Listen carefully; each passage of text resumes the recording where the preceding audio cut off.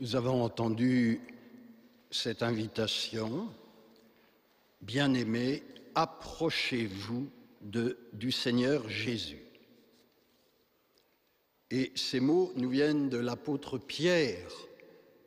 Nous nous souvenons qu'au moment de la première pêche miraculeuse, le mouvement de Pierre vis-à-vis de Jésus a été celui du recul. « Éloigne-toi de moi, Seigneur, car je suis un pauvre pécheur. » C'est ce même Pierre qui, aujourd'hui, nous dit « Approchez-vous du Seigneur Jésus ». Pourquoi ? Parce que Pierre sait maintenant qui est Jésus. Il est le Dieu de tout amour, le Dieu de toute miséricorde. Il est Dieu, né de Dieu, lumière née de la lumière. Il est celui qui ne nous appelle plus simplement serviteurs, mais amis.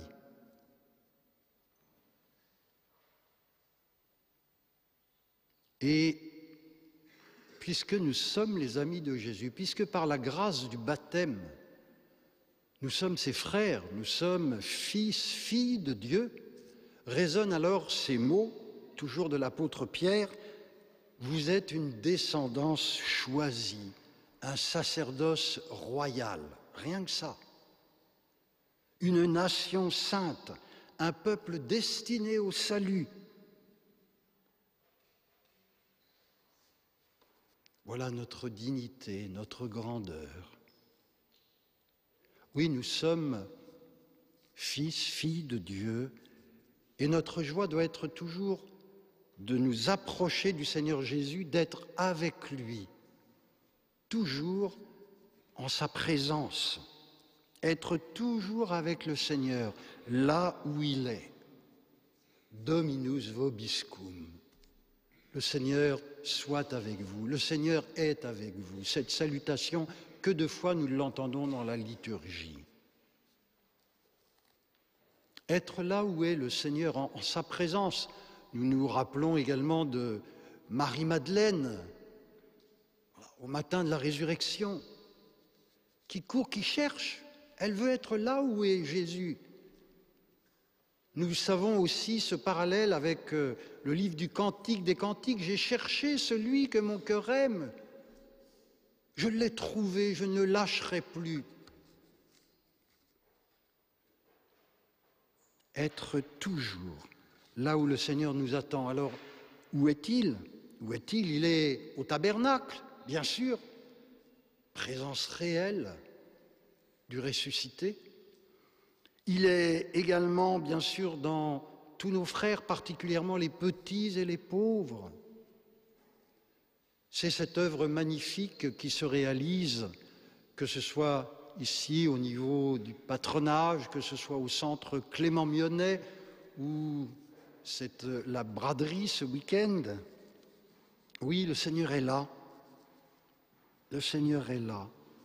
Mais vouloir être là, non seulement au quotidien, mais pour l'éternité, pour l'éternité. Le Seigneur nous dit, je pars vous préparer une place, afin que là où je suis, vous soyez, vous aussi, toujours avec celui qui est tout amour, qui est notre Maître, qui est notre Seigneur, qui est notre Dieu.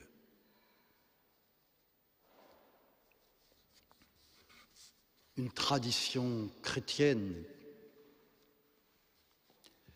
qui n'a pas forcément de vérification historique très forte, qui est tirée d'un écrit apocryphe des Actes de Pierre, nous relate cet épisode fameux avec Pierre du Quo Vadis. Certains ont peut-être vu ce film déjà ancien et où on nous relate que Pierre, l'apôtre Pierre, au moment des persécutions, quitte Rome, s'éloigne de la ville où il y a tant de martyrs. Et sur sa route, il croise Jésus. Et Pierre lui dit, « Quo vadis, Domine » ? Où vas-tu, Seigneur ? Où vas-tu ? Et le Seigneur lui répond, « Je vais à Rome pour y être recrucifié. » Et là, Pierre fait demi-tour et lui aussi, finalement, retourne à Rome où il sera crucifié, lui aussi. Être là où est le Seigneur. Seigneur, nous ne savons même pas où tu vas. Comment connaîtrions-nous le chemin? Nous savons où va le Seigneur. Il va au ciel en passant par la croix. Nous sommes entrés dans le mois de mai et samedi, nous fêterons l'anniversaire de la première apparition de la Vierge Marie à Fatima. C'est plein de leçons pour nous, cette première apparition. Et quelque chose d'impressionnant, la Vierge se manifeste à Lucia, Jacintia, Francesco, et puis elle est là, resplendissante. Et Lucia interroge la Vierge Marie, lui dit « Mais d'où êtes-vous, madame? D'où êtes-vous? D'où venez-vous? D'où êtes-vous? » Du ciel. Et il y a un petit échange, et très vite après, Lucia pose la question fondamentale, et moi, est-ce que j'irai au ciel? Mais c'est là où est le Seigneur, hein? C'est là où est le Seigneur. Et moi, est-ce que j'irai au ciel? Pas simplement être avec le Seigneur là, aujourd'hui, demain, après-demain, mais pour l'éternité. Et moi, est-ce que j'irai au ciel? Et Jacintia, est-ce qu'elle ira au ciel? Et Francesco, est-ce qu'il ira au ciel? Oui, s'il dit beaucoup de chapelets. Il faut nous mettre dans cette perspective vraiment du ciel. Notre monde ne doit pas être notre chez nous où nous nous sentons bien.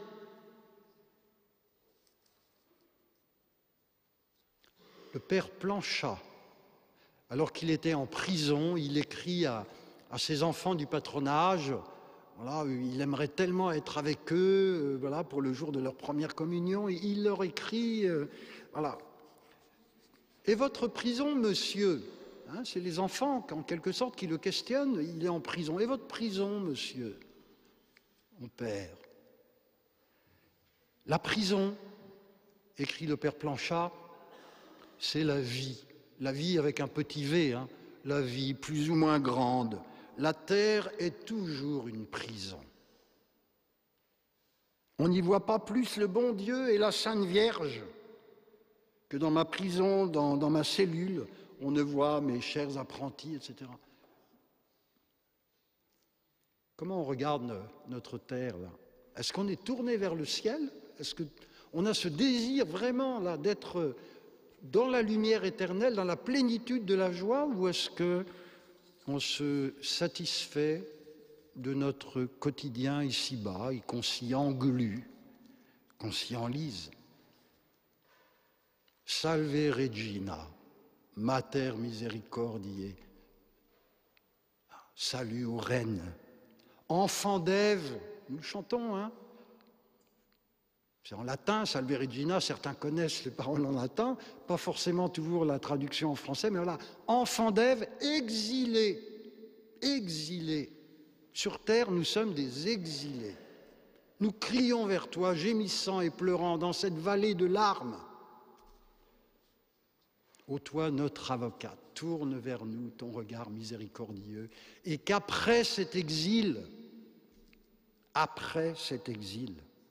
montre-nous Jésus. Voilà, le désir du ciel. Là où est Jésus, sommes-nous pressés d'aller?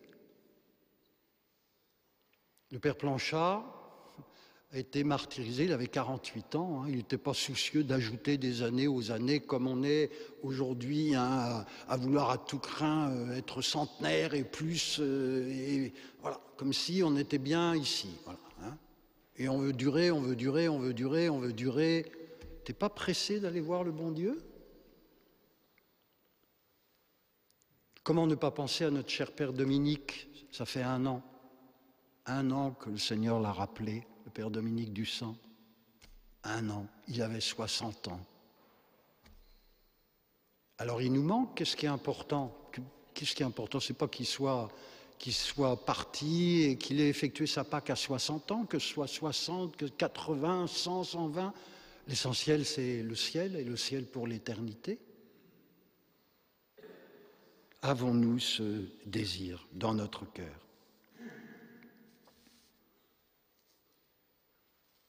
Je conclus par quelques mots pour nos servants d'autel, nos servants de messe, dont certains, parmi les plus grands, voilà, vont franchir une étape de cérémoniaire. Les servants, ils ont leur aube, hein, c'est blanc, c'est... Wow. Le baptême, c'est la sainteté, c'est le ciel, blanc. Comme pour leur dire qu'il faut être beau, qu'il faut être lumineux, radieux, débordant de la bonne nouvelle de l'Évangile, comme pour laisser en quelque sorte résonner dans leur cœur, comme dans le nôtre, ces paroles de l'apôtre Pierre que je citais: vous êtes une descendance choisie, un sacerdoce royal, une nation sainte, un peuple destiné au salut. Voilà, c'est pas rien, hein. Quand on vous voit en blanc, bah ça nous bouscule, quoi. Et il faut que votre cœur soit bien accordé à ce vêtement, à cette aube que vous portez. Et puis, voilà, vous avez une croix, la croix de Jésus. La croix de Jésus. Il y avait deux des servants, là, ici, qui étaient le 22 avril à Saint-Sulpice, pour la cérémonie de béatification de 5 martyrs, qui ont versé leur sang, qui ont été jusqu'au bout de l'amour. Voilà, ben on est bien représenté, là, 2 servants qui... Ah, c'est beau, ben on sert la messe et ben ça veut dire qu'on aime Jésus au point de, oui, de donner son cœur et d'être tourné vers le ciel. Hier, au cours de la messe que nous avons eue d'Action de grâce avec Monseigneur, il y avait le père Christian Flotte, qui est le supérieur provincial de la congrégation des Sacrés-Cœurs de Jésus et de Marie, des Picpuciens. Voilà. Là, on a le père Planchard, et puis les 4 autres, ce sont des Picpuciens. Donc il était là, et puis à la fin, il nous a dit un mot, quelque chose qui était impressionnant, qui a résonné de manière forte en moi. Il disait combien sa congrégation devait à ce diocèse de Saint-Étienne. Et ceux qui étaient à la messe hier se souviennent de ce chiffre qu'il a donné, ce nombre, en disant qu'avec les frères, les pères et sœurs, les congrégations masculines et féminines, il y avait eu 45, voilà, qui étaient issus de ce diocèse de Saint-Étienne. 45. Waouh! Alors moi, je ne me suis pas livré à un calcul, je n'ai pas remonté les listes pour savoir combien... Chez les religieux de Saint-Vincent-de-Paul, on avait de pères et frères qui étaient issus de ce diocèse. Il y en a quelques-uns, hein, à commencer par le père Tardy, qui est là, voilà. Hein. Bon. Mais tout de suite, petit calcul, un petit constat, je dis, mais le dernier religieux de Saint-Vincent-de-Paul qui est là, qui a fait ses vœux, qui est religieux de Saint-Vincent-de-Paul chez nous, aïe, waouh! Frère Anthony Royon, il y a 30 ans de cela. 30 ans de cela.